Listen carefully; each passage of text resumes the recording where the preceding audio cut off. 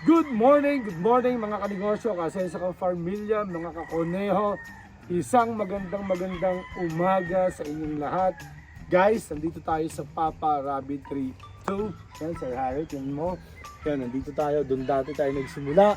Dito sa extension ng Papa Rabbit 3. Then, yun yung plano natin, i-add natin yun hanggang dito. Then, nire-renovate kasi yung main farm natin na Papa Rabbit 3 sa isang lugar, yung sa Bangin, San Nicolas, Batangas. So guys, makikita nyo pag nagbablog tayo dito sa Rabbit 3, nagsusot ako ng face mask, para lang for security, for safety reason. Guys, meron tayo na ipapakilala sa inyo. Actually, noong kukuhanin pa lang natin ito, marami nagsasabi, bakit kinakailangan kumuha? Bakit advance mag-isip? Bakit? Guys, ako, pag ako'y nagninegosyo, pag ako'y may gagawin, lagi ako confident. Laging malakas ang loob ko. Laging iniisip ko, mangyayari to. Hindi ako yung patakot. Hindi ako yung parang, sige, saka na. No, hindi. Guys, alam naman natin, magpo-full blast na ulit tayo sa pagkukuneho. Yan, papakain na tayo maya na konti. Napakaaga, nandito na tayo. Excited tayo. Alam nyo ba, guys, may papakilala ko sa inyo. Too soon, pero confident ako. Guys, meet our L300 FB 2026. Bagong kuha lang natin. Ito guys ay magiging service natin sa Papa Rabbit 3. Yan. Nakikita nyo, service natin sa Papa Rabbit 3. Sasabihin, bakit kailangan may sasakyan? Guys, confident ako na magbo-boom uli ang pagkukuneho. Kailangan natin to kasi yung mga tao na pupunta dito, bibisita dito, gusto ko i-tour kayo sa kabilang farm sa Papa Rabbit 32. Gagawin natin yan. Pumunta kayo dito, nakita nyo yung Taal Volcano Game Farm. Yan, nakita nyo yung Taal Volcano Game Farm.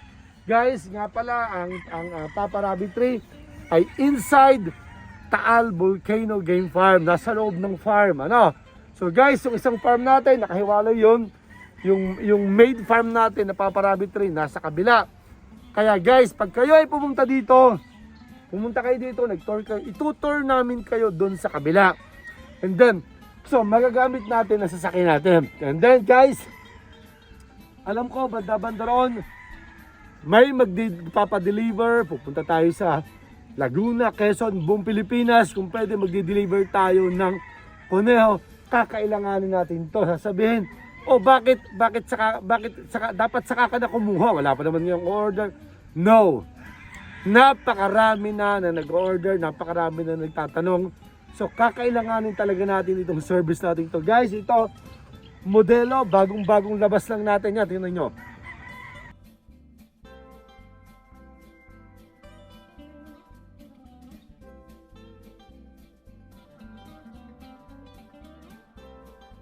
Yan. Bagong-bago talaga, binili talaga natin to para dito sa Papa Rabbit 3. Again, ulitin ko, kaya natin kinuha. Unang-una, pag nag-deliver tayo.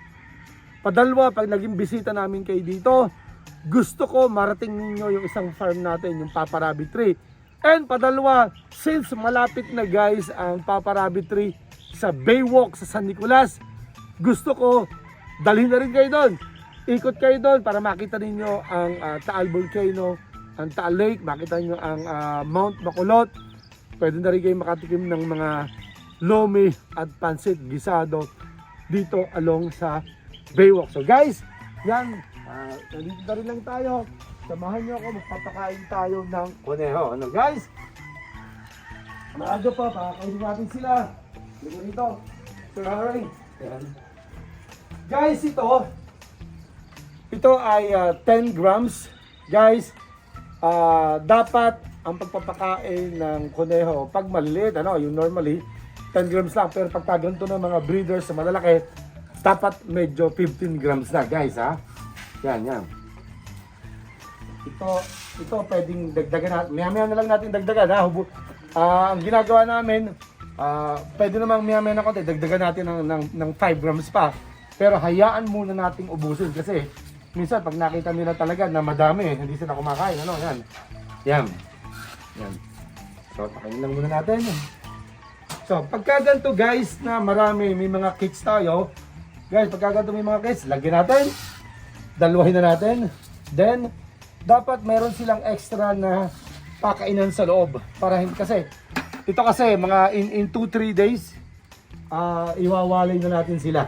Yan guys, tingnan, dapat mas madami yan, malalaki na kasi. Malalakas na kasi silang kumain, yan. Yan, so ito ganun din, yan. Ito 10 grams. Normally yung wala pa lang tayong nabili, yung Reno, yung lata ng Reno, yun yung gagamitin natin. Guys, paano ka ba naman hindi ito guys, kasi ang pagkukuneho, stress reliever ko. Talagang masaya ako na magkuneho, kaya nga isipin nyo, maaga pa bago ako pumunta ng office. Yan. Pumunta muna tayo dito. Guys, itong mga kids natin to, in 2-3 days, iwawalay na natin, ano? Samahan nyo ako, pakainin natin to. Atin nyo guys, ganito lang kadali mag-alaga ng kuneho, ano? Kaya lang, titignan natin, baka may nagtatae, mayroong may diarrhea. Yan, hari. Yan. Kaya natin to. Tayo na magpapakain nito talaga, diretso na, ano?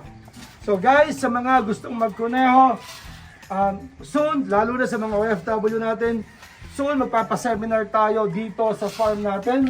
Dito tayo magpapaseminar guys, ayusin lang natin. Then, good news, lahat ng OFW, okay?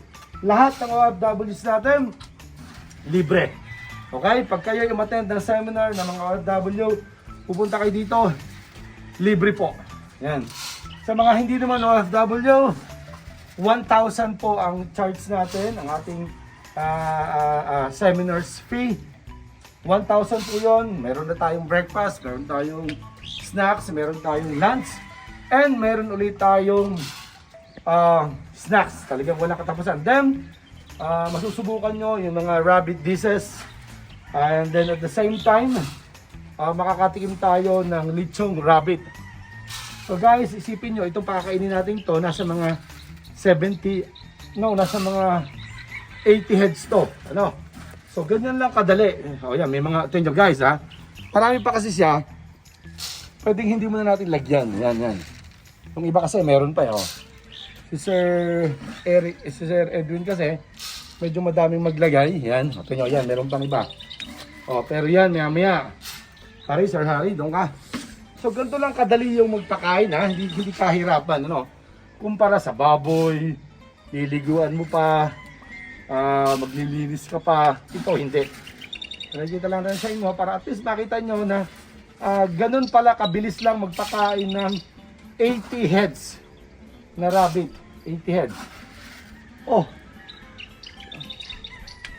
Sir, ano? Pangalan nito? Dwayne, para may pakain, walang rabbit. Para may pakain, walang rabbit. Nirara ko lang una. Guys, sipin nyo Guys, may pakain, walang rabbit. Kuhan mo rin, sayang, ano? O kung gusto mo, kainin mo. Guys, sipin nyo. Si Sir Edwin, nagpakain, may pakain, wala namang rabbit. Kuhanin mo, sayang. Bulok lang yon. So guys, ganito lang kabilis yan sipin nyo. Pakita ko sa inyo. Yan Hindi lang, meron lang mga feeds guys na hindi masyado maganda magdurog. Okay? Malaki na nila medyo baliw yung isang yon, ano? Medyo matapang yung isang yon. So guys sipin nyo, tinapos na natin. Tapusin na natin yung pagpapakain. So next week baka may mga anak tayo dito. Sipin nyo, ganun lang kabilis. Yung isang yon medyo ayaw kumain Sipin nyo guys ganito lang kabilis imagine nyo guys in 5 minutes kaya nyo nang matapos yung 80 heads na rabbit. Ganun lang ang kabilis. Galing ni Sir din saktong-sakto yung tinaka sa akin Sipin nyo guys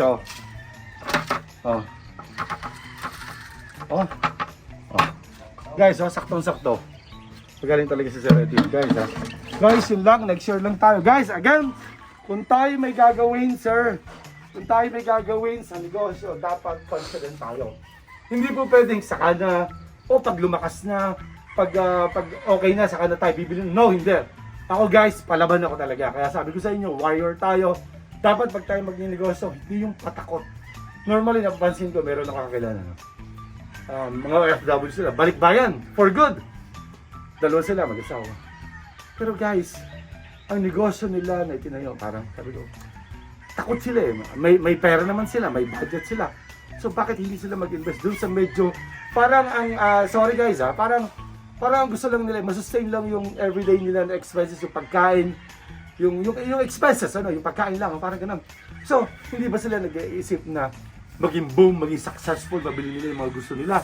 Kaya nga sila nag-for good. Ngayon, ang nangyayari kasi, yung mga FW, takot sila sa ganun, lalong medyo mahirapan. So guys, dito, ito yung Papa Rabbit Ring. I-welcome ko rin kayo dito sa Kubo.